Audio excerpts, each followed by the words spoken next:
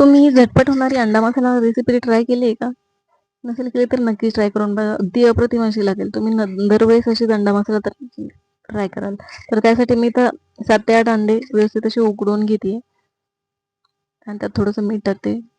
म्हणजे ते अंडे व्यवस्थित उकडले जातात. तर तोपर्यंत मी तर वाटणाची तयारी करते. 2-4 कांदे, 2 टोमॅटो, हिरवी मिरची, आलं लसूण असं मी चिरून घेतलेलं आहे सगळं. तुम्ही बघू शकता व्यवस्थित असं बारीक एकदम फाईन चॉप करून घेतलंय. तोपर्यंत हे चॉप होईपर्यंत अंडे सुद्धा उकडलेत. तर त्यात आपण असे व्यवस्थित सोलून घेऊ. तुम्ही बघू शकता अगदी व्यवस्थित असे सोलले जात आहेत. तर आता त्याला आपण असे कट देऊन घेणार आहोत.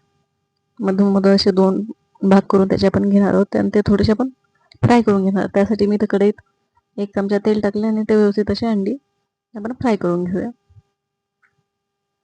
अगदी अशी व्यवस्थित अशी क्रिस्पी होतील अशी 2 मिनिटं परतवून घ्यायचेत. दोन्ही साईडने व्यवस्थित असे परतवून घ्यायचे. तुम्ही बघू शकता. आणि व्यवस्थित परतत आले की त्यात आपण हळद आणि लाल तिखट टाकणार आहोत. म्हणजे त्याची एक छान चव लागते. तर तुम्ही बघू शकता मी अर्धा चमचा हळद आणि अर्धा चमचा लाल तिखट टाकून घेतले. थोडंसं मीठ सुद्धा टाकलेलं आहे. म्हणजे ते चव व्यवस्थित लागते. तर ते व्यवस्थित परतवून आपण ते काढून घेऊया. तर कढईत मी परत त्याच कढईत 2 चमचे तेल घेतलंय.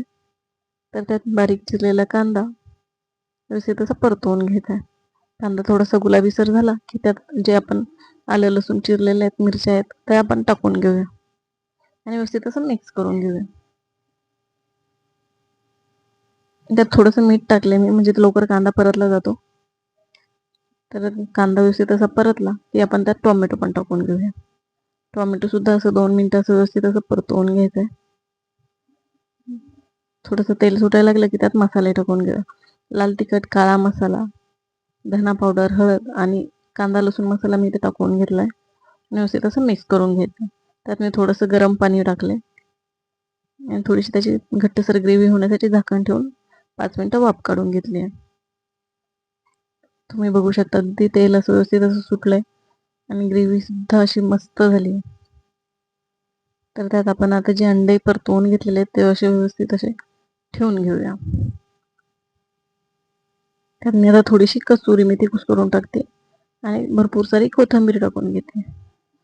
आपली अशी झटपट होणारी अंडा मसाला रेसिपी तयार आहे. तुम्हाला जर ही रेसिपी आवडली असेल तर लाईक आणि शेअर नक्कीच करा. तसेच मिनूज किचनला सबस्क्राईब करा. धन्यवाद.